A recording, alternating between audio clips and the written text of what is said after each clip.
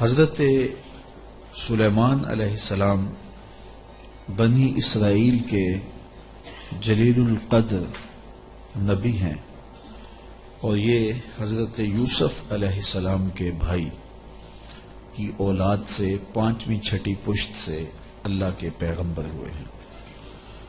اللہ تعالیٰ نے بنی اسرائیل کو بادشاہت بھی عطا کی اور نبوت بھی عطا کی، اور کچھ بابرکت وجود اس عظیم المرتبت خاندان میں ایسے بھی گزرے کہ جن کو نبوت و بادشاہت کا سنگم بنایا گیا، جیسے حضرت یوسف علیہ السلام، حضرت داود علیہ السلام اور حضرت سلیمان علیہ السلام۔ حضرت سلیمان علیہ السلام حضرت داود علیہ السلام کے صاحبزادے تھے اور ان کے وارث قرار پائے۔ وَلَقَدْ آتَيْنَا دَاوُودَ وَسُلَيْمَانَ عِلْمًا، ارشاد فرمایا ہم نے حضرت داود اور حضرت سلیمان علیہ السلام کو علم عطا کیا۔ علماء نے لکھا ہے کہ اللہ نے انہیں اختیار دیا کہ یا حکومت لے لو، یا دولت لے لو، یا علم لے لو۔ تو انہوں نے کہا مالک ہمیں علم دے دیں، تو اللہ نے دولت و حکومت اس کے صدقے سے عطا کر دی۔ تو سب سے بڑی دولت علم ہے، تو یہاں کہا کہ ہم نے ان کو علم کے نور سے مالا مال کیا۔ اور اگر بنظر غور مطالعہ کریں تو علم ہی شہنشاہی ہے۔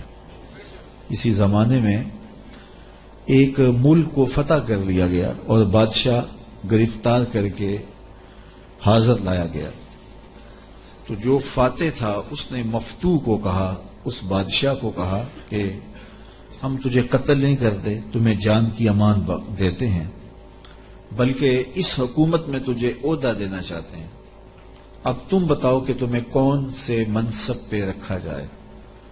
تو اس نے کہا مجھے معلم لگا دو، مجھے استاد لگا دو۔ تو اس بادشاہ نے ہنس کے کہا پھر بادشاہی چاہتے ہو؟ تو یہ بادشاہی ہے، یہ شہنشاہی ہے علم۔ تو کہا ہم نے ان کو علم کی دولت سے مالا مال کیا۔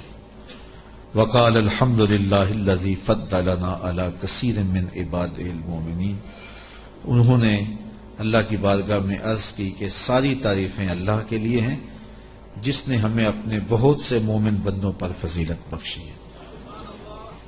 نعمت کا شکریہ ادا کر رہے ہیں کہ اتنے اللہ کے بندے تھے، کتنی مخلوقات تھیں اور اہل ایمان بھی کتنے تھے، لیکن ہمیں علم دے کر کے اس نے فضل و شرف عطا کیا، اس پر ہم اللہ کا شکر ادا کرتے ہیں۔ تو علم نصیب ہو جانا یہ اللہ کی بہت بڑی نعمت ہے، اور اس پر شکریہ ادا کرنا چاہیے، شکریہ سے نعمت میں اضافہ ہوتا ہے۔ ووارث سلیمان و داود، اور حضرت سلیمان حضرت داود علیہ السلام کے وارث ہوئے۔ قال یا ایھا الناس علمنا منطق الطیر واوتینا من کل شیء، آپ نے کہا اے لوگو ہمیں پرندوں کی بولی سکھائی گئی ہے اور ہمیں ہر چیز عطا کی گئی ہے، بے شک یہ اللہ کا واضح فضل ہے۔ جو بھی ضروریات تھیں، تخت و تاج کے جو بھی تقاضے تھے، وہ سارے کے سارے آپ کو عطا کیے گئے۔ حکومت ہے، تخت و تاج ہے، دولت ہے، فوجیں ہیں، تصرف ہے، اور غلے ہیں، جائیدادیں ہیں، زمینیں ہیں۔ کائنات کی کوئی شے ایسی نہیں ہے جس کا وافر حصہ انہیں نہ دیا گیا۔ تو کہا کہ ہمیں ہر شے دی گئی ہے، اور یہ اللہ تعالیٰ کا بڑا واضح فضل ہے۔ وَحُشِرَ لِسُلَيْمَانَ جُنُودُهُ مِنَ الْجِنِّ وَالْإِنسِ وَالطَّيْرِ، اور حضرت سلیمان علیہ السلام کے لیے ان کے لشکر جنوں، انسانوں اور پرندوں میں سے جمع کیے گئے تھے۔ اللہ اکبر۔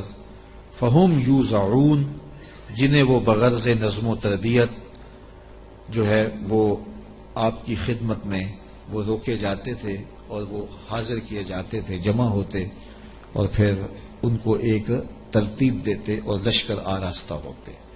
یعنی آپ کی ملک میں انسان بھی تھے، جن بھی تھے آپ کے لشکر میں، اور پرندے بھی تھے۔ اور جب آپ کا لشکر چلتا تھا تو ایک سمت جن ہوتے، ایک سمت انسان ہوتے، اور اوپر پرندے پرواز کر رہے ہوتے۔ کتنی شان و شوکت پر مشتمل لشکر ہوتا حضرت سلیمان علیہ السلام کا. حتی اذا اتوا علی واد النمل، یہاں تک کہ جب وہ لشکر چیونٹیوں کے میدان میں آیا اور وہاں چیونٹیاں جمع تھیں، حضرت سلیمان اپنے پورے لشکر کے ساتھ، پوری شان و شوکت کے ساتھ جب وادی نمل میں داخل ہونے لگے، قالت نملۃ یا ایھا النمل ادخلوا مساکنکم، تو ایک چیونٹی نے کہا کہ اے چیونٹیوں اپنی رہائش گاہوں میں داخل ہو جاؤ. لا یحطمنکم سلیمان وجنودہ وہم لا یشعرون، حضرت سلیمان علیہ السلام اور ان کے لشکر تمہیں کچل نہ دیں اس حال میں کہ انہیں خبر بھی نہ ہو، التفات نہ کریں، توجہ نہ کریں. تم ننھی اور مہین مخلوق ہو اور ان کی توجہ تمہاری سمت نہ ہو اور وہ گزرتے ہوئے تمہیں رون ڈالیں، بے خبری میں ایسا ہو جائے تو تم جلدی کرو اپنی بلوں میں داخل ہو جاؤ. اس چیونٹی نے یہ بات اپنی ہم جولیوں سے کہی. حضرت امام فخر الدین رازی علیہ رحمہ اسی آیت کریمہ کی تفسیر میں لکھتے ہیں کہ اس چیونٹی کو یہ علم تھا کہ اللہ کے نبی کا لشکر جان بوجھ کر ننھی جان کو بھی ضائع نہیں کرتا، تو اس لیے اس نے کہا کہیں بے خبری میں تمہیں کچل نہ دیں. اگر ان کی توجہ ادھر ہوئی تو وہ ایسا کبھی نہیں کریں گے کہ تمہیں کچل ڈالیں. تو معلوم یہ ہوا کہ اللہ کے نبی کا لشکر، نبی کا تربیت یافتہ لشکر جان بوجھ کر ننھی جان کو بھی ضائع نہیں کرتا. اور جو جسموں کے ساتھ بم باندھ کر کے چھوٹے چھوٹے بچوں میں گھس جاتے ہیں اور بازاروں میں جا کے پھٹ جاتے ہیں اور پھر بعد میں بڑے فخر سے ذمہ داریاں قبول کرتے ہیں، یہ کسی نبی کا لشکر نہیں، شیطان کا لشکر. نبی کا تربیت یافتہ لشکر قرآن بتاتا ہے، یہ چیونٹی بھی جانتی تھی کہ نبی کی تعلیم اتنی واضح ہے اور نبی امن کا پیغمبر بھی ہوتا ہے، اس لیے کبھی ایسا نہیں ہو سکتا کہ نبی کا تربیت یافتہ لشکر ہو اور جان بوجھ کر کے ننھی جان کو بھی ضائع کرے. رسول کریم صلی اللہ علیہ وآلہ وسلم جب کوئی لشکر روانہ کرتے تو اسے حکم دیتے کہ بوڑھوں کو قتل نہیں کرو گے، بچوں کو قتل نہیں کرو گے، عورتوں کو قتل نہیں کرو گے، ان کے مذہبی رہنماؤں کو، پادریوں کو قتل نہیں کرو گے، ان کے عبادت خانے نہیں توڑو گے، فصلیں نہیں اجاڑو گے. یہ کافر جو تھے ان کافروں کے بچوں کو بھی قتل کرنے سے روک دیا گیا، کافروں کے بوڑھوں کو قتل کرنے سے بھی روک دیا گیا، اور جو کفار ہیں ان کی خواتین کے قتل سے بھی منع کر دیا گیا، اور جو مسلمانوں کی نسلیں کاٹ کے رکھ دے اور اس پہ ذمہ داریاں قبول کریں، کوئی بدبخت ہوگا جو ان کی حمایت کرے گا اور ان کو اسلام کا نمائندہ قرار دے گا. وہ دشمن اسلام ہو سکتے ہیں، اسلام کے نمائندے نہیں ہو سکتے. تو اس چیونٹی نے کہا کہ اپنی بلوں میں داخل ہو جاؤ، کہیں نبی کا لشکر بے خبری میں تمہیں کچل نہ دے. حضرت امام راضی لکھتے ہیں کہ چیونٹی کو یہ علم تھا، اس علم کی وجہ سے اس چیونٹی کو قیامت تک آنے والی چیونٹیوں کا سردار بنا دیا گیا، ملکہ بنا دی گئی قیامت تک. اچھا، اگر آپ کی توجہ ہو تو ذات کی چیونٹی ہے، رب نے اس کے نام کی صورت اتاری ہے. چیونٹی کی حیثیت کیا ہوتی ہے، لیکن وہ پیار کرنے لگی نا نبی سے، اور اس کو پتا تھا کہ نبی کی تعلیمات کیا ہوتی ہیں، تو اس تعلیم کے نتیجے میں ذات کی چیونٹی ہے، لیکن رب نے اس کے نام کی صورت اتار دی. تو اس چیونٹی نے کہا جلدی جلدی اپنی بلوں میں داخل ہو جاؤ، اللہ کے نبی کا لشکر کہیں تمہیں کچل نہ دے اور وہ دھیان نہ کرے، بے خبری میں کہیں ایسا نہ ہو جائے. اگر خبر ہوگی تو پھر کبھی ایسا نہیں ہو سکتا، کیونکہ نبی کی تربیت یہ ہے. وہ تو زندگیاں بانٹنے آیا ہے، زندگیاں چھیننے تو نہیں آیا، تو یہ ایسا نہیں ہوگا. فَتَبَسَّمَ ضَاحِكًا مِّن قَوْلِهَا، تو حضرت سلیمان پیغمبر نے جب چیونٹی کی اس بات کو سنا تو مسکرا پڑے. 3 میل دور تھے حضرت سلیمان علیہ السلام، اتنی دور سے چیونٹی نے کہا کہ جلدی جلدی بلوں میں چلی جاؤ، اللہ کے نبی کا لشکر کہیں بے خبری میں تمہیں کچل نہ دے. چیونٹی نے یہ بات کی تو حضرت سلیمان نے 3 میل دور سے سن لی اور پھر مسکرا بھی پڑے. اب 3 میل دور سے بات سنی جا سکتی ہے بھلا چیونٹی کی؟ یہ اس حال سے باہر جو چیونٹیاں چل رہی ہیں، کوئی شخص جو بڑا ہی جو ہے وہ باریک سماعتیں رکھتا ہو، کیا وہ یہاں بیٹھ کر کے چیونٹی کی بات جو باہر ہے اس کو سن سکتا ہے؟ چلو جو آپ کے کرسی کے نیچے چل رہی ہے اس کو سن سکتا ہے، اس کی آواز کو، لیکن 3 میل دور سے چیونٹی کی آواز کو اللہ کا نبی سن بھی رہا ہے، اور جو وہ کہہ رہی ہے اس کو سمجھ بھی رہا ہے، اور اس پر تبسم بھی فرما رہا ہے۔ حضرات علماء فرماتے ہیں، جو تیوریات کے ماہرین ہیں، کہ چیونٹی کے منہ میں زبان نہیں ہوتی، پھر اس نے بات کیسے کر لی؟ ایک مہین سا وجود ہے تو اس کے منہ میں زبان نہیں ہوتی، دانت نہیں ہوتے، تو پھر بات کیسے کرتی ہے؟ اور حضرت سلیمان نے سن کیسے لی؟ تو کہا چیونٹی کے منہ کے قریب 2 باریک سے بال ہوتے ہیں، مہین سے 2 ریشے ہوتے ہیں، جب اس نے بات کرنی ہوتی ہے تو ان بالوں کو قریب کر کے رگڑتی ہے، اس رگڑنے سے جو آواز پیدا ہوتی ہے اس سے وہ اپنی ہمجولی کو کوئی میسج دے رہی ہوتی ہے۔ اللہ کے نبی کی شان یہ ہے کہ چیونٹی کے باریک اور مہین بالوں کے رگڑنے سے جو آواز پیدا ہوتی ہے 3 میل دور سے اس آواز کو سنتا بھی ہے، اور اس سے جو مفہوم نکلتا ہے اس کو سمجھتا بھی ہے۔ اور یہ اس نبی کی شان ہے جو ہاتھ باندھ کے مسجد اقصی میں تیرے نبی کے پیچھے کھڑا تھا۔ تو جب غلام کی یہ شان ہے تو امام کی شان کا عالم کیا ہوگا؟ یہ شان ہے خدمت گاروں کی، سرکار کا عالم۔ مولوی کا تو دماغ خراب ہو گیا ہے کہ اس کی سماعتوں کو تول رہا ہے جس کے غلاموں کی سماعتوں کو نہیں تولا جا سکتا۔ اللہ اکبر۔ فتبسم ضاحکا من قولہا، یہ میں نہیں کہہ رہا، یہ قرآن کہہ رہا ہے۔ حضرت سلیمان پیغمبر نے اس چیونٹی کی بات کو سنا، سن کے سمجھے اور پھر تبسم کیا۔ اللہ اکبر۔ وقال رب اوزعنی ان اشکر نعمتک التی انعمت علی وعلی والدی وان اعمل صالحا ترضاہ وادخلنی برحمتک فی عبادک الصالحین۔ اور اللہ کی بارگاہ میں عرض کی حضرت سلیمان علیہ السلام نے کہ اے میرے پروردگار، مجھے اپنی توفیق سے اس بات پر قائم رکھ کہ میں تیری اس نعمت کا شکر بجا لاتا رہوں جو تو نے میرے اوپر کی اور میرے والدین کے اوپر کی۔ جو نعمتیں بندے کے اوپر ہوتی ہیں اس کا بھی شکریہ ادا کرنا چاہیے، اور جو صالح اولاد ہوتی ہے، جو ماں باپ پر نعمتیں عطا ہوئی ہوتی ہیں، ان کا بھی شکریہ ادا کرنا، کیونکہ ماں باپ کی نعمتیں اولاد تک بھی پہنچتی ہیں۔ مجھے بتاؤ، اگر میں اور آپ کسی کافر کے گھر میں پیدا ہوتے، معاذ اللہ کسی ہندو یا سکھ کے گھر میں پیدا ہوتے، تو آج کیا ہمارے سینے میں ایمان کا چراغاں ہوتا؟ ہم کسی یہودی کے گھر میں پیدا ہوتے تو ہمارے گھر میں ایمان کی روشنی ہوتی؟ ہم کہتے ہیں ہم بڑے سیانے ہیں، بڑے سمجھدار ہیں، ہم مطالعہ کرتے، ہم مختلف ادیان کو پڑھتے اور پھر مسلمان ہو جاتے۔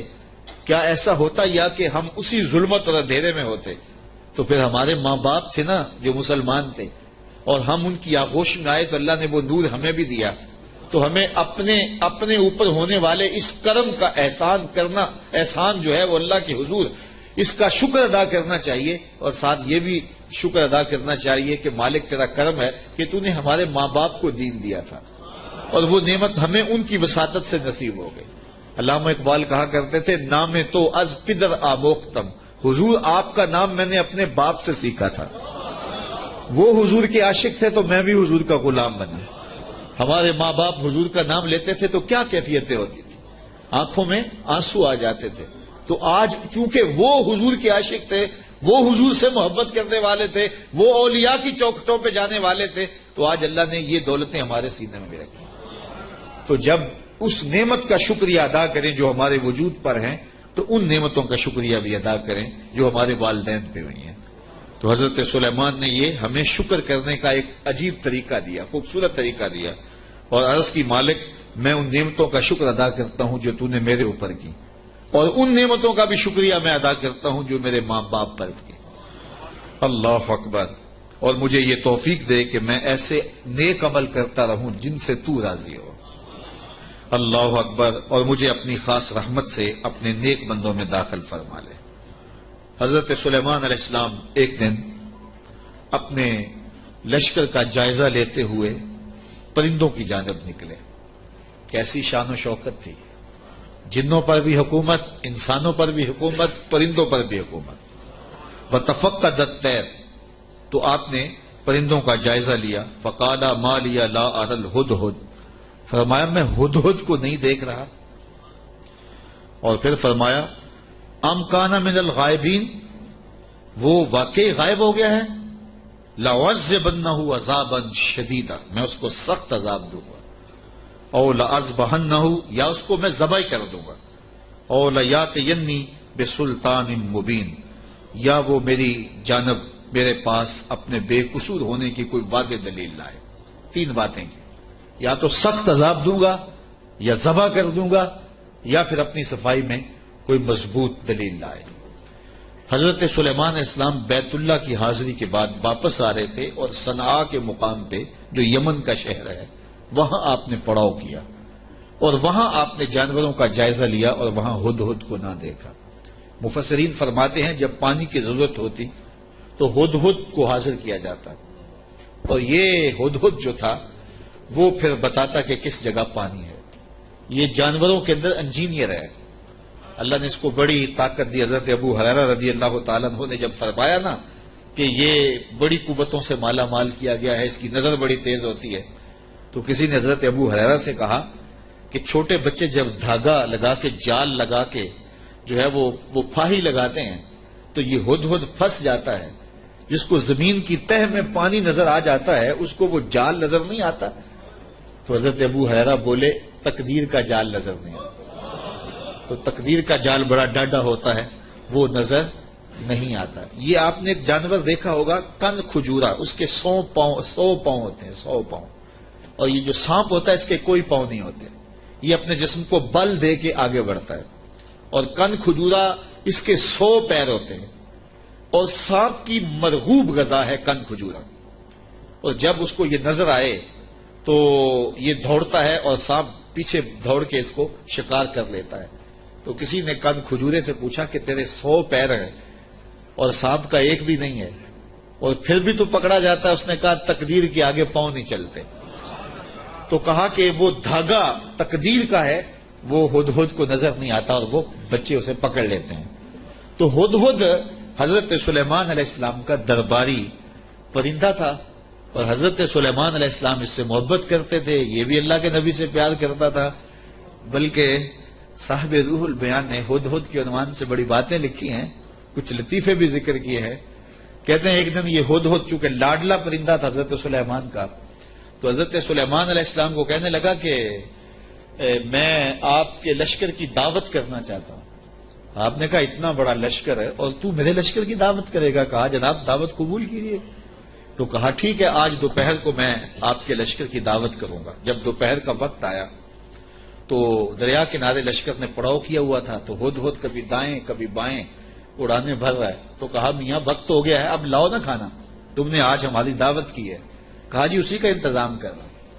تھوڑی دیر کے بعد اس نے فضا میں ایک چڑیا شکار کی، اور اس کو فضا میں توڑ کر کے پانی میں پھینک دیا، اور لشکر کو آواز دی جس کے ہاتھ میں بوٹی آتی ہے بوٹی لے لے، باقی شوربہ پی لے۔ یہ بڑا لاڈلا پرندہ تھا حضرت سلیمان علیہ السلام کا۔ تو جب اس کو نہ دیکھا تو غصے میں آ گئے، اور میاں کوئی لاڈلا ہو اور نہ آئے تو پھر زیادہ غصہ چڑھتا نا۔ وہ کوئی نالائق شاگرد ہو تو کلاس سے غیر حاضر بھی ہو تو وہ اتنا غصہ نہیں آتا کہ چلو جان چھوٹی، لیکن کوئی ذہین ترین طالب علم ہو تو وہ نہ آئے تو طبیعت میں تلخی آ جاتی ہے۔ میں بھی ملک کے طول و عرض میں درس قرآن دینے جاتا ہوں، اور یہاں بھی اور باقی ملک کے حصوں میں بھی ایک باقاعدہ درس قرآن کلاس کی شکل بن گئی ہوئی ہے۔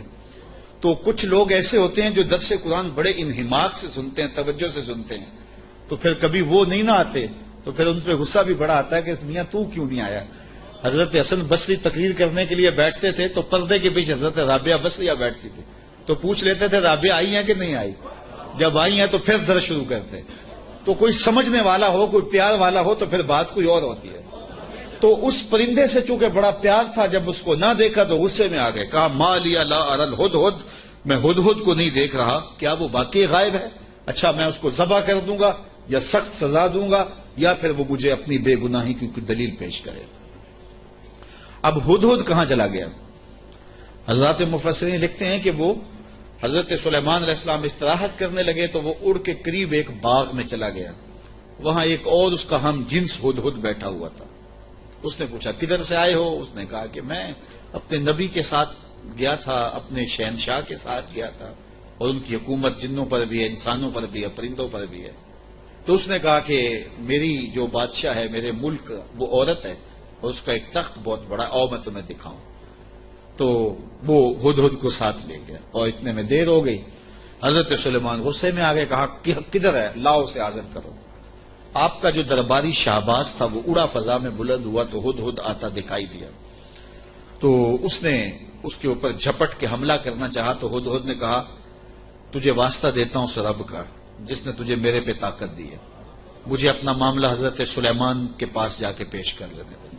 کہا انہوں نے کہا ہے کہ تجھے قتل کر دوں گا، ذبح کر دوں گا، یا تجھے سخت سزا دوں گا، اب تو بچ نہیں پائے گا. تو ہدہد نے کہا کہ انہوں نے کوئی استثناء بھی کیا تھا؟ کہا ہاں، انہوں نے کہا تھا یا کوئی مضبوط خبر لائے، اپنا معقول عذر پیش کرے. کہا پھر خیر ہے.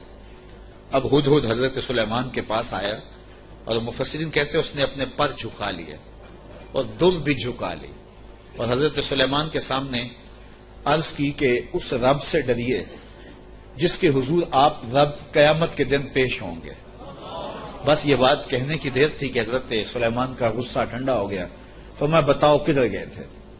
تو ہدہد نے کیا جواب دیا، سنو قرآن کیا کہتا ہے. فَمَكَثَ غَيْرَ بَعِيدٍ، تو پس وہ تھوڑی ہی دیر ٹھہرا تھا کہ وہ حاضر ہو گیا اور حاضر ہو کے اس نے کہا فقال، اس نے کہا احطت بما لم تحط به وجئتک من سبأ بنبأ یقین. اس نے کہا کہ حضور میں ایسی بات معلوم کر کے آیا ہوں جس پر شاید آپ مطلع نہ تھے اور میں آپ کے پاس ملک سبا کی ایک یقینی خبر لایا ہوں. آپ نے اس چیز کا مشاہدہ نہیں کیا جس کا میں مشاہدہ کر کے آیا ہوں، تو میں ایک یقینی خبر آپ کو جو چشم دید ہے وہ بتانا چاہتا ہوں. حضرت سلیمان نے کہا بتاؤ. کہا انی وجدت امرأۃ تملکہم وأوتیت من کل شیء ولہا عرش عظیم. اس نے کہا میں ایک ایسی خاتون کو دیکھا ہے جو بادشاہت کے تخت پہ براجمان ہے. میں نے ایک ایسی عورت دیکھی ہے وہاں جو ان پر حکومت کرتی ہے اور اقتدار کی مسند پہ بیٹھی ہے اور اسے ملکیت و اقتدار میں ہر چیز بخشی گئی ہے اور اس کے پاس بہت بڑا تخت ہے. یہ شہرہ آفاق تخت تھا جو ملکہ بلقیس کے پاس تھا اور یہ 40 ہاتھ چوڑا تھا، 80 ہاتھ لمبا تھا. شرعی ہاتھ جب کہا جاتا ہے تو وہ کونی تک ہوتا ہے، تو گویا دوسرے لفظوں میں 1.5 فٹ کا ایک ہاتھ لگائیں تو یہ 60 ہاتھ چوڑا تھا اور 120 ہاتھ جو ہے وہ لمبا تھا. سونے چاندی اور قیمتی دھاتوں کا بنا تھا اور 7 منزلیں تھی اس کی اور قیمتی موتی اس کے اوپر لگے تھے. اور جب وہ اپنا دربار لگاتی تو اس تخت کے اوپر بیٹھتی اور اس کے 12,000 سردار تھے قوم کے جن کے تحت فوجیں تھیں اور ایک مضبوط نظم و نسق تھا. ہر شے، فوجیں، آلات حرب و ضرب، بہت کچھ دیا گیا تھا. تو اس بات کی کہانی سنائی اور آگے فرمایا وجدتها وقومها يسجدون للشمس من دون اللہ. میں نے دیکھا ہے وہ اور اس کی قوم اللہ کے علاوہ سورج کو پوجتی ہے، اللہ کو چھوڑ کر سورج کی پرستش کرتی ہے. وزین لهم الشیطان اعمالهم، اور شیطان نے ان کے لیے ان کے اعمال مزین کر دیے ہیں. فصدهم عن السبیل، اور شیطان نے ان کو راہ حق سے، راہ توحید سے روک دیا ہے. فہم لا یہتدون، اور وہ ہدایت نہیں پا رہے. اللہ یسجدوا للہ الذی یخرج الخبأ فی السماوات والارض ویعلم ما تخفون وما تعلنون. اللہ اکبر. اس لیے روکے گئے ہیں کہ وہ اللہ کے حضور سجدہ ریز نہ ہوں جو آسمانوں اور زمینوں میں پوشیدہ حقائق اور موجودات کو باہر نکالتا ہے، یعنی ظاہر کرتا ہے. اور وَيَعْلَمُ مَا تُخْفُونَ، اور جو تم ظاہر کرتے ہو، جو تم چھپاتے ہو، وَمَا تُعْلِنُونَ، اور جو تم ظاہر کرتے ہو اور جو تم چھپاتے ہو وہ سب کو جانتا ہے، اس کی نظر میں کوئی پوشیدہ نہیں ہے. اللہ لا الہ الا هو رب العرش العظیم. اللہ کے سوا کوئی عبادت کے لائق نہیں، وہی عظیم تخت اقتدار کا مالک ہے. ملکہ بلقیس کا تخت کیا ہے؟ تخت تو میرے رب کا ہے، عرش تو اس کا ہے. تو اس نے یہ بات کہی. حضرت سلیمان نے ہدہد سے کہا کالا سننظر اصدقت ام کنت من الکاذبین، کہا کہ ہم ابھی دیکھتے ہیں کہ تو سچ کہہ رہا ہے یا جھوٹ بول رہا ہے. کالا سننظر اصدقت ام کنت من الکاذبین، تو سچا ہے یا جھوٹا ہے. اذهب بکتابی ھذا فالق الیہم ثم تولى عنہم فانظر ماذا یرجعون. آپ نے خط لکھا اور ہدہد کو دیا، کہا اس کو لے جاؤ اور یہ خط ان کی طرف ڈال دو اور اس کے بعد ان کے پاس سے ہٹ جاؤ، پھر دیکھ کہ وہ کس بات کی طرف رجوع کرتے ہیں. اس خط کے اوپر حضرت سلیمان علیہ السلام نے تحریر کی، ہدہد کے سپرد کیا. 1 مہینے کی مسافت پر تھا یہ ملک سبا حضرت سلیمان علیہ السلام کے ملک شام سے. 1 مہینہ جاتے ہوئے لگتا تھا، 1 مہینہ آتے ہوئے لگتا تھا. کہا یہ خط لے جاؤ میرا اور ملک سبا میں جاؤ اور ملکہ بلقیس کو دے آؤ اور پھر دیکھو کہ وہ کیا کہتے ہیں. ہدہد نے خط پکڑا، بادشاہ تخت پہ بیٹھی تھی، اس نے جا کے خط پھینک دیا. جب ملکہ نے خط پکڑا اور اس کو کھولا اور پڑھا، نبی کی جلالت تھی، کیونکہ صرف بادشاہ نہیں تھے، نبی بھی تھے، تو کہتے اس کا وجود کانپنے لگا اور اس نے اپنی قوم کے سرداروں کو کہا کہ قالت یا ایھا الملأ انی القی الی کتاب کریم، اے میری قوم کے سرداروں، میری طرف ایک عزت والا خط ڈالا گیا ہے. علماء تفسیر نے لکھا ہے کہ یہ لفظ ہی اس کے لیے بہتری کی ضمانت بن گیا کہ اس نے نبی کے خط کو عزت والا خط کہا. بعد میں جو ہوا اور پھر وہ متی ہوئی اور اللہ نے اس کے لیے بہتریوں کے دروازے کھولے، وہ اس کی اس تکریم کی وجہ سے. خسرو پرویز کی جانب میرے رسول کریم صلی اللہ علیہ وسلم نے خط بھیجا تھا تو اس نے ٹکڑے کر دیے تھے. تو آقا کریم علیہ السلام نے جب سنا تو فرمایا اللہ اس کی سلطنت کے ٹکڑے کرے گا، اور ایسے ہوا. تو پرویز نے حضور کا خط پھاڑا تھا تو ذلیل و رسوا ہو گیا اور اس نے اللہ کے پیغمبر کے خط کو سینے سے لگایا اور کہا یہ عزت والا خط ہے جو میری جانب ڈالا گیا ہے. انہ من سلیمان، بے شک یہ حضرت سلیمان کی طرف سے ہے. وانہ بسم اللہ الرحمن الرحیم، اور بے شک اس میں یہ لکھا ہے کہ اللہ کے نام سے شروع جو رحمان اور رحیم ہے. تو یہ خط سلیمان علیہ السلام کی جانب سے لکھا گیا تھا، اور وہاں اس زمانے میں خط لکھنے والا اپنا نام پہلے لکھتا تھا، پھر مضمون خط کا لکھتا تھا. تو آپ نے پہلے کہا انہ من سلیمان وانہ بسم اللہ الرحمن الرحیم اللہ تعالی علی واتونی مسلمین. 2 لفظ لکھے. آپ نے کہا خط کا مضمون یہ تھا تم مجھ پر سربلندی نہ چاہو، مجھ سے بڑا بننے کی کوشش نہ کرنا، سربلندی نہ چاہو، اور فرما بردار ہو کہ میرے پاس حاضر ہو جاؤ. بس 2 لفظ تھے، حضرت سلیمان کی مہر تھی، اور یہ خط ہدہد نے جا کے ملکہ بلقیس کو دیا. اس کا وجود کانپنے لگا. پھر وہ سنبھلی اور اپنے سرداروں سے کہنے لگی قالت یا ایھا الملأ افتونی فی امری ما کنت قاطعۃ امرا حتی تشہدون. اے میرے درباریوں، تم مجھے بتاؤ اس معاملے میں کیا تمہارا مشورہ ہے، چونکہ میں کسی بھی معاملے میں قطعی فیصلہ کرنے سے قبل تمہیں حاضر کرتی ہوں اور تم سے مشورہ لیتی ہوں.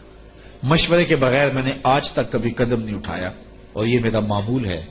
اب یہ خط آیا ہے، اس کا یہ مضمون ہے جو میں تمہیں سنایا ہے، اب تم بتاؤ کہ اب کیا کیا جائے. اب 12,000 سردار تھے اور ان کے ماتحت فوجیں تھیں. قالو بولے نحن اولو قوت و اولو باس شدید، کہنے لگے کہ ہم طاقتور ہیں، سخت جنگجو ہیں اور ہم لڑنے کے لیے تیار ہیں. قوم کا مورال بلند ہے، فوجیں پوری طاقت میں ہیں، آلات حرب و ضرب بھی ہیں، کوئی کمزوری نہیں ہے. آپ اگر حکم دیں تو ہم حاضر ہیں. والامر الیک فانظری ماذا تامرین، لیکن معاملہ آپ کے ہاتھ میں ہی ہے، حکم آپ کا ہی چلے گا، لیکن ہماری جانب سے کوئی کمزوری نہیں، ہم بالکل تیار ہیں، مستعد ہیں، فعال ہیں، فوجیں تیار ہیں، مورال بلند ہے، لڑنے کے لیے آمادہ ہیں. تو اب آپ کا حکم ہے، کیا آپ حکم دیتی ہیں؟ قالت ان الملوک اذا دخلوا قرية افسدوها وجعلوا اعزة اهلها اذلة. ملکہ نے کہا کہ بے شک جب بادشاہ کسی بستی میں داخل ہوتے ہیں تو اسے برباد کر دیتے ہیں اور وہاں کے باعزت لوگوں کو ذلیل و رسوا کر ڈالتے ہیں، اور یہ لوگ یعنی بادشاہ اسی طرح کریں گے۔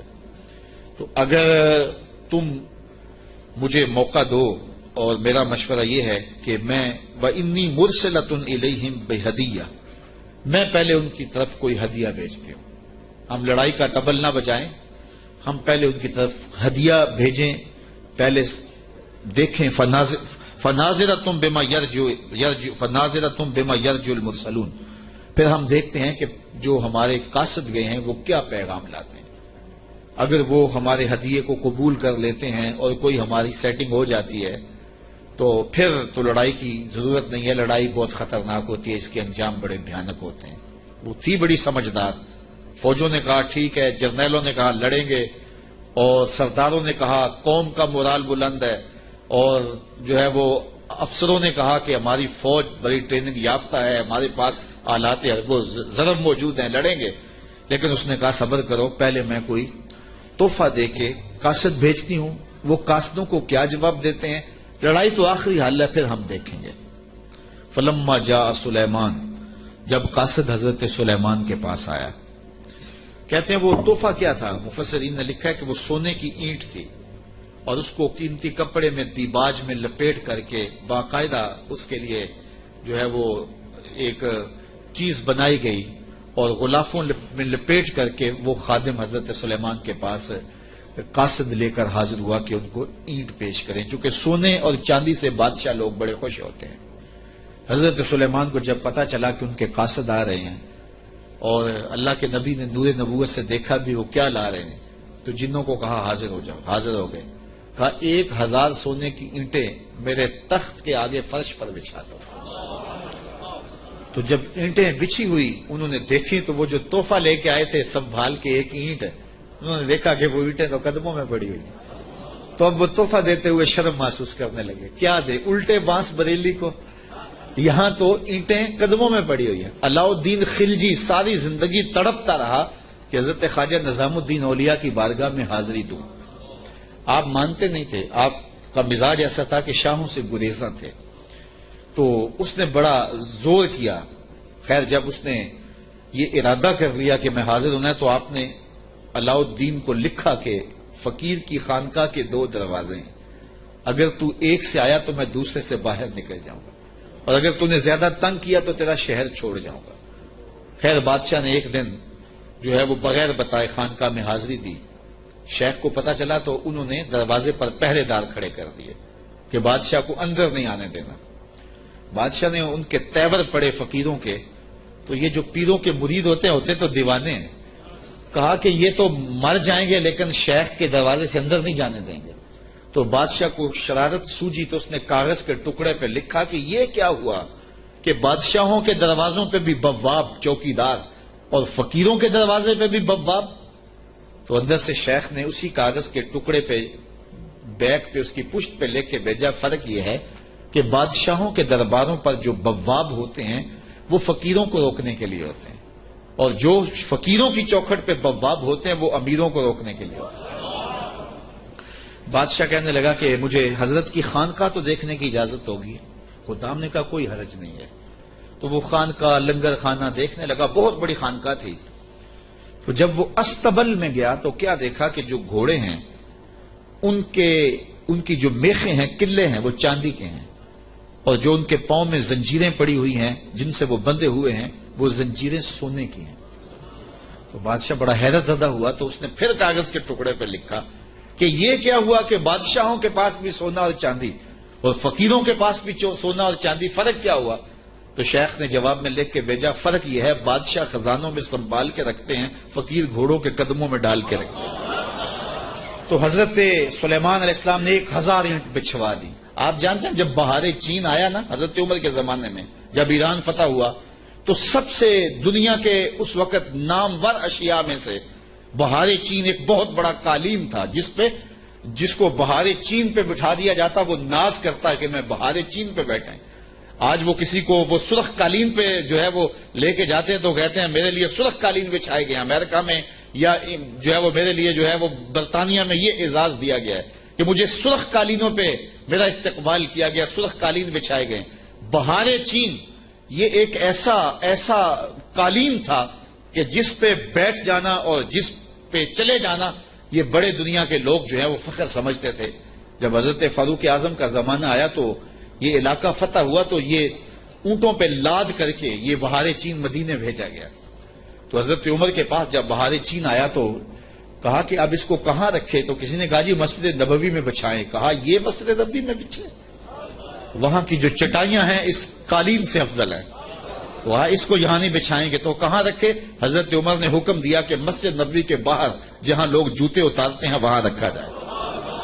اور وہ بہار چین جس پہ لوگ بیٹھنا اعزاز سمجھتے, لوگ وہاں جوتے پوچھ کے گزرتے تھے. تو فقیروں کی نظر میں کیا چیز ہوتی ہے ان چیزوں کی؟ تو 1000 اینٹ جب بچھی ہوئی دیکھی تو وہ کیا تحفہ دیتے. حضرت سلیمان علیہ السلام نے کہا کالا اتو مدوننی بمال, تم مجھے مال سے میری مدد کرتے ہو؟ تم کیا سمجھتے ہو تم میرے پاس جو ہے وہ مال و دولت سے میری مدد کرنا چاہتے ہو؟ فما آتانی اللہ خیر مما آتاکم, اللہ نے جو مجھے دیا ہے وہ اس سے بہتر دیا ہے جو تم کو دیا ہے, تمہارے سے بہتر مجھے نوازا ہے. بل انتم بہدیتکم تفرحون, بلکہ اپنے ہدیے پہ تم خوش ہو کہ یہ مال ہے, ہم مال کے ہدیے کو قبول نہیں کرتے. ایک طرف سورج کو پوجا جا رہا ہے, رب کے ساتھ شریک ٹھہرایا جا رہا ہے, اور میں ایک اینٹ لے کے راضی ہو جاؤں سونے کی, اور تم اللہ کی مخالفت کرتے رہو. یہاں سمجھنے کے لیے بہت کچھ ہے کہ اللہ کے حکموں کی نافرمانی کر رہا ہو اور پیر صاحب کو نذرانہ دے دے اور پیر صاحب یہیں چپ ہو جائے کہ کوئی نہیں مجھے نذرانہ مل گیا. یہ سمجھنے کے لیے کافی ہے. سونے کی اینٹ لے کے آئے ہیں, فرمایا وہ بتوں کو پوج رہے ہیں, وہ سورج کو پوج رہے ہیں, اور مجھے اس نذرانے سے چپ کروانا چاہتے ہیں, ایسا نہیں ہوگا. اور آپ نے اس قاصد کو پیغام دیا, ارجع الیہم, جا ان کے پاس اور ان کو بتا جا کے کہ فَلَنَاتِيَنَّهُمْ بِجُنُودٍ لَا قِبَلَ لَهُمْ بِهَا وَلَنُخْرِجَنَّهُمْ مِنْهَا أَذِلَّةً وَهُمْ صَاغِرُونَ. ان کو جا کے بتا کہ ہم ایسا لشکر لے کے آ رہے ہیں جس کا تم مقابلہ نہیں کر پاؤ گے, اور تمہیں ذلیل کر کے رسوا کر کے شہروں سے نکالیں گے, تیار ہو جاؤ. حضرت سلیمان نے اس قاصد کو پیغام بھیجا. جب اس نے جا کے پیغام دیا اور حضرت سلیمان کے دربار کی کہانیاں سنائیں, تو پھر لڑائی کی ہمت کس کو ہوتی؟ نبی کو اللہ نے روب دیا ہوتا ہے, نبی کا روب جو ہے وہ لوگوں پہ پڑ جاتا ہے. اللہ اکبر. تو کس کو ہمت ہوتی؟ ملکہ بلقیس نے کہا کہ اب میں خود جاتی ہوں. تو وہ خود تیار ہوئی اور وہ حضرت سلیمان کی بارگاہ میں حاضر ہونے کے لیے ملک سبا سے چلی. ادھر بھی وقت گزرتا گیا. جب 3 فرسخ دور وہ دربار سے رہ گئی, 1 فرسخ اور 3 فرسخ 5 کلومیٹر لگا لے, آپ یہ کہہ لیں کہ وہ بائی پاس پہ یا وہ یہ چناب پل پہ اتنے فاصلے پہ جب اس کا آنا ہوا تو حضرت سلیمان بیٹھے تھے اور آپ نے اپنے درباریوں سے کہا قال یا ایھا الملأ ایکم یاتینی بعرشھا قبل ان یاتونی مسلمین. دربار لگا تھا, جن بھی بیٹھے تھے, انسان بھی بیٹھے تھے, پرندے بھی تھے. آپ نے کہا میرے درباریوں وہ بلقیس آ گئی ہے, یہاں قریب ہی آ گئی ہے. تو اس کا وہ تخت جس پہ اسے ناز ہے, کوئی ہے جو اٹھا لائے اس کے لانے سے پہلے؟ کیسی شان حضرت سلیمان کی, وہ بائی پاس پہ آ گئی ہے. اور تخت 1 مہینہ جاتے ہوئے لگتا ہے, 1 مہینہ آتے ہوئے لگتا ہے. یہ طاقتیں ہیں اللہ کے بندوں کی. اللہ اکبر. تو کہا وہ تو ادھر آ گئی ہے, تو کوئی ہے جو اس کا تخت جا کے جلدی جلدی اٹھا لائے؟ تو جب آپ نے یہ بات کہی تو ایک جن اٹھا, قال عفریت من الجن انا آتی کا بہ. ایک جن کہنے لگا حضرت میں لاتا ہوں. کب لاؤ گے؟ قبل ان تقوم من مقامک, آپ کی مجلس ختم ہونے سے پہلے پہلے حاضر کر دیتا ہوں. اور مجلس ختم ہوتی تھی زوال کے وقت, دوپہر کے وقت. صبح شروع ہوتی اور دوپہر کو ختم ہو جاتی. تو کچہری لگی تھی, کہا کچہری ختم ہونے سے پہلے پہلے میں لے آتا ہوں. وَإِنِّي عَلَيْهِ لَقَوِيٌّ أَمِينٌ, طاقتور بھی ہوں, لے بھی آؤں گا, اور امین بھی ہوں, کوئی ایک موتی بھی ضائع نہیں ہوگا.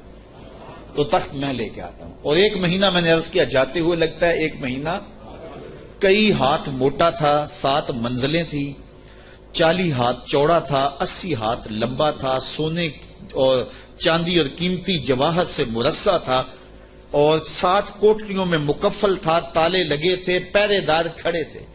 جیب میں ڈال کے بھی لانا ہو پھر بھی 2 مہینے چاہیے. اور اس تخت کو لانے کا کہا دوپہر تک لے آتا ہوں. بڑی بات تھی نا, حضرت سلیمان خوش ہو جاتے کہ بڑی بات ہے، تو میں نہیں، مجھے اس سے بھی پہلے چاہیے، مجھے اس سے بھی پہلے چاہیے۔ کیا شان ہے، کیا شان ہے، کہا مجھے اس سے بھی پہلے چاہیے۔ قال الذی عنده، حضرت سلیمان علیہ السلام نے کہا مجھے اس سے بھی پہلے چاہیے، مجھے اس سے بھی پہلے چاہیے۔ پھر وہ اٹھا جس کے سینے میں زبور کا علم تھا، قال الذی عنده علم من الکتاب، پھر وہ شخص کھڑا ہوا جس کے سینے میں علم زبور تھا، وہ آپ کا خالہ زاد بھی تھا، آپ کا صحابی بھی تھا، عاصب بن برخیہ نام علماء تفسیر نے بتایا ہے، اور اسے اسم اعظم آتا تھا۔ وہ کھڑا ہو گیا، اس نے کہا انا آتی کا بہی، حضرت میں لے آتا ہوں۔ کہا کب لاؤ گے؟ وہ تو دوپہر تک کا وقت دے رہا ہے، تم کب لاؤ گے؟ تو سنو اس نے کیا کہا، بولا قبل ان یرتد الیک طرفک، حضور آپ آنکھ بعد میں جھپکیں گے، تخت پہلے پڑا ہو، آپ آنکھ بعد میں جھپکیں گے، تخت پہلے پڑا ہوگا۔ اللہ اکبر۔ فلما رآہ مستقرا عنده قال ھذا من فضل ربی، حضرت سلیمان نے بھی آنکھ جھپکی نہیں تھی، تخت سامنے پڑا ہوا۔ حضرت سلیمان بے ساختہ پکار اٹھے، یہ میرے رب کا فضل ہے جس نے میرے امتی کو یہ طاقت دی۔ یار بنی اسرائیل کے نبی کے امتی کی یہ شان، تو بنی اسرائیل کے یہ نبی مقتدی بن کے جس کے امام کے پیچھے کھڑے تھے مسجد اقصی میں، اس امام کی شان کا عالم کیا ہو؟ یہ شان ہے خدمت گاروں کی، سرکار کا عالم۔ کہا میں لاتا ہوں، اور اس کے آنے سے پہلے کہ حضرت آنکھ جھپکنے سے پہلے حاضر کر دو، اور حضرت سلیمان نے ابھی آنکھ جھپکی نہیں، تخت سامنے پڑا ہوا تھا۔ اللہ اکبر۔ لیبلونی ااشکر ام اکفر، کہا کہ میرے رب نے مجھے آزمایا ہے، میرا رب مجھے پرکھتا ہے کہ میں اس کا شکر کرتا ہوں یا کفران کرتا ہوں یا انکار کرتا ہوں۔ اللہ اکبر۔ فرمایا ومن شکر فانما یشکر لنفسہ، جو شکر کرتا ہے وہ اپنے لیے ہی شکر کرتا ہے، اللہ کا کیا فائدہ کرے گا؟ اپنا ہی فائدہ ہوگا۔ تو میں اس کا شکر کرتا ہوں جس نے میرے ایک امتی کو یہ طاقت عطا کی، یہ شان عطا کی۔ یار جب بنی اسرائیل کے ایک ولی کی یہ شان ہے تو اس امت کے اولیاء کی شان کا عالم کیا ہوگا؟ صرف ایک واقعہ، شہر بخارا میں، شہر کابل میں حضرت امام شاہ نقش بند بخاری علیہ رحمہ تشریف لائے تو لوگوں کا ہجوم ہو گیا۔ بادشاہ وقت کی لونڈی وہاں سے گزرتے ہوئے رکی تو لوگوں کا ہجوم دیکھا، کہا ماجرا کیا ہے؟ کہا بخارے والے پیر آئے ہوئے ہیں۔ تو کہا یہ پیر کیا ہوتے ہیں؟ لوگوں نے بتایا یہ اصلاح قلب کرنے والے لوگ ہوتے ہیں، یہ دلوں کے حکیم ہوتے ہیں، ڈاکٹر ہوتے ہیں، اور یہ باطن کی صفائیاں کرنے والے لوگ ہوتے ہیں، اور اللہ نے ان کو تکوینی اور تشریعی طاقتیں بھی عطا کی ہوئی ہوتی ہیں، اور کبھی ایسا ہوتا ہے کہ یہ اوکھے ویلے کام بھی آتے ہیں۔ اس نے سوچا کہ شیخ سے نسبت قائم کر لینے میں کوئی حرج نہیں ہے، تو اس نے حضرت شاہ نقش بند بخاری کی بیعت کر لی۔ چلو پیر تو کوئی ہونا چاہیے، تو انہوں نے ان سے بیعت کر لی۔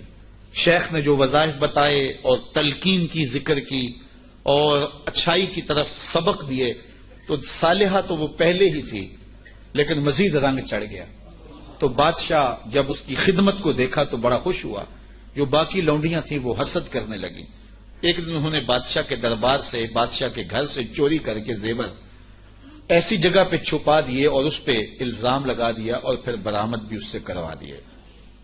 بادشاہ کو بڑا غصہ آیا کہ میں نے اس پہ اتنا اعتماد کیا تھا، اور یہ بڑی لمبی نمازیں پڑھتی تھی۔ بادشاہ نے حکم دیا کہ اس کو چوبارے پہ لے جاؤ اور وہاں سے دھکا دے دو۔ بادشاہ کے محل کی چھت پہ لے جایا گیا۔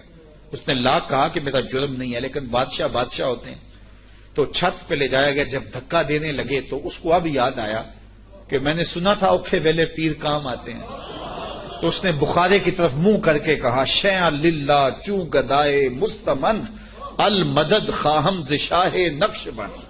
سنا ہے اوکھے ویلے پیر کام آتے ہیں، اس سے اوکھا ویلا میرے پہ تو نہیں آ سکتا۔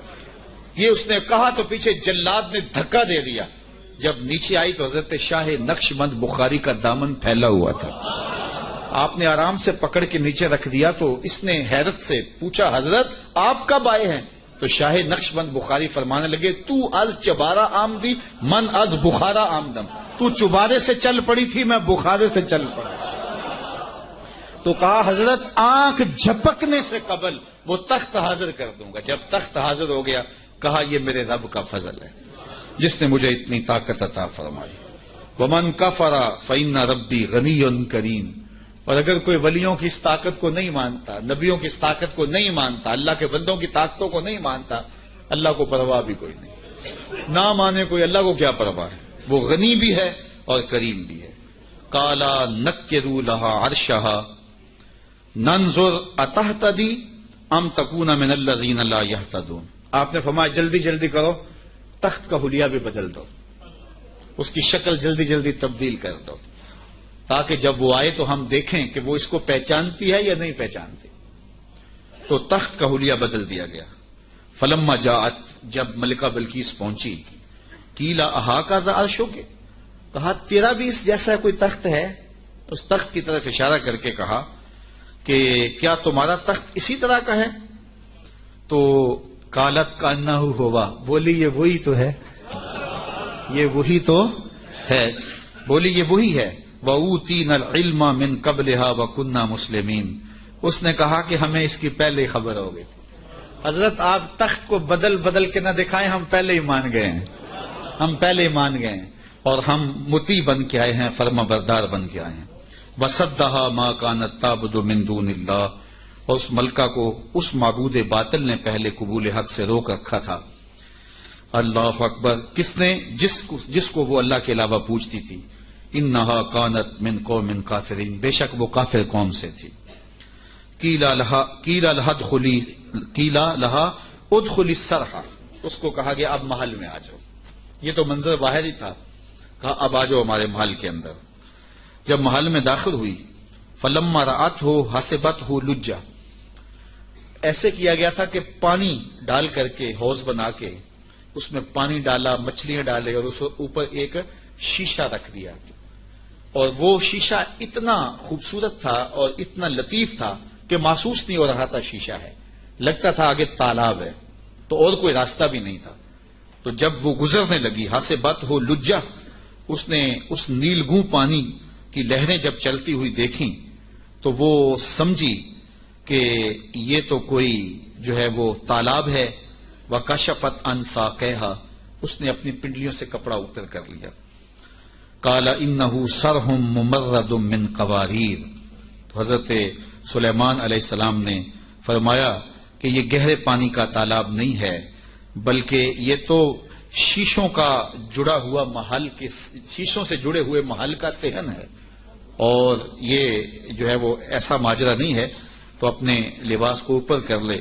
قالت رب انی ظلمت نفسی، تو وہ کہنے لگی میں نے اپنے نفس پہ میرے رب ظلم کیا ہے، اور آج میں اس مجمع کو گواہ بنا کے، تیرے پیغمبر کو گواہ بنا کے، آج اس محل کے اندر میں اعلان کرتی ہوں وَأَسْلَمْتُ مَعَ سُلَيْمَانَ لِلَّهِ رَبِّ الْعَالَمِينَ، میں حضرت سلیمان کے رب پر، تمام جہانوں کے رب پر ایمان لاتی ہوں، اور ایمان کی دولت سے مالا مال ہوئی۔